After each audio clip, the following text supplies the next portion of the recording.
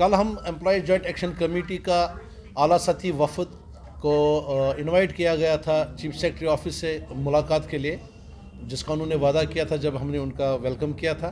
तो कल employ joint action committee का वफद चीफ सेक्रेटरी साहब से मिला, उनको मेमोरेंडम पेश किया जिसमें तकरीबन 29 डिमांड्स थी, जिसमें मुख्य डिमांड हमारी थी कि जो हमारे daily wagers, seasonal labours, casual labours, जितने भी टेम्प्रेरी कैटेगरीज ऑफ एम्प्लॉयज़ हैं जो 61,000 या उससे कम ज़्यादा है, उनकी रेगुलराइजेशन पॉलिसी के बारे में उनसे बात हुई।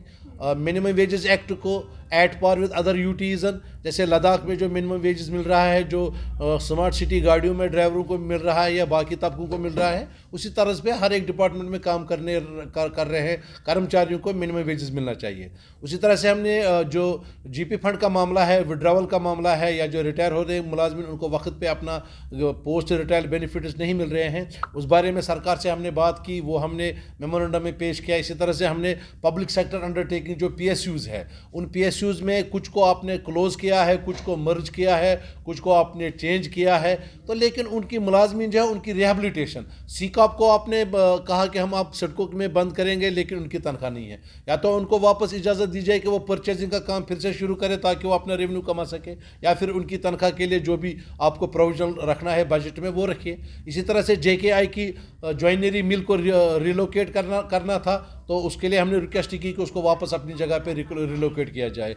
JKSRTC मुलाजमीन तनख्वाह से महरूम है, वहाँ के ड्राइवर कंसोलिडेटेड जो पिछले 12-14 सालों से है, उनकी रेगुलराइजेशन नहीं है, जबकि 200 करोड़ रुपए उस कंपनी ने कमाया, उस कॉरपोरेशन ने कमाया है, उसके बावजूद मुलाजमीन को DA नहीं मिल रहा है। तो ये चीज़ हमने उनके नोटिस में लाई। इसी तरह से हमने एजुकेशन डिपार्टमेंट में जो मसाइल है, चाहे वो इंचार्ज का मसला है, उनकी कन्फर्मेशन का मसला है, या स्कूलों में एजुकेशन को क्वालिटी एजुकेशन बनाने के लिए एक क्लासरूम, एक क्लास के लिए एक रूम और एक टीचर, वो हमने उनकी नोटिस में लाया। इसी तरह से हमने PDD, जिसको PDC में कन्वर्ट किया गया, लेकिन उनकी मंथली सैलरी के लिए बजट में कोई प्रोविजन नहीं रखा गया, जिस वजह से उनकी वो सफ़र कर रहे हैं। हमने रहबर खेल के बारे में बात की है, जिनको बाज़ाब्ता तौर गवर्नमेंट ने रिक्रूट किया था कि हम आपको रेगुलर करेंगे, एक पॉलिसी दी थी, उस पर अमल आवर नहीं हो रहे हैं। हमने रहबर जंगला, जिनकी टर्म 5 साल थी, वो कंप्लीट हो गई है, वो रेगुलर नहीं हो रहे हैं। हमने नेशनल ओल्ड पेंशन स्कीम के बारे में बात की, जो NPS को उसमें लाया जाए, उनको ओल्ड पेंशन दिया जाए, वो चीज़ हमने अपनी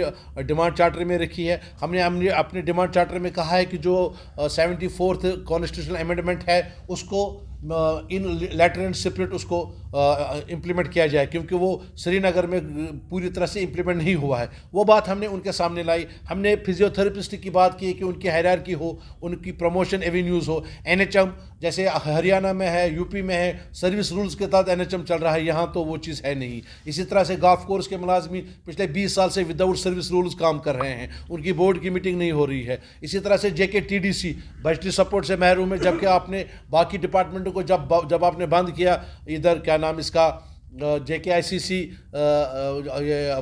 संतूर होटल को जब बंद किया, उन मुलाजमों को आपने दूसरे डिपार्टमेंटों को दिया, लेकिन उनकी तनख्वाह के लिए जो बजटी प्रोविजन आपको रखने थे वो आपने नहीं रखे। रिजल्ट ये हुआ कि वो बेचारे भी सफ़र कर रहे हैं। तो ये सारी चीज़ें हमने इनकी नोटिस में लाई। RET का ट्रांसफ़र पॉलिसी, जम्मू बेस्ड जो रिजर्व कैटेगरीज है, जो कश्मीर में काम कर रहे हैं, उनके लिए कमेटी बनी थी कि उनकी ट्रांसफ़र पॉलिसी पर बात होगी, लेकिन वो कमेटी अभी तक अपनी रिकमेंडेशन, वो नोटिफिकेशन नहीं निकल रही है।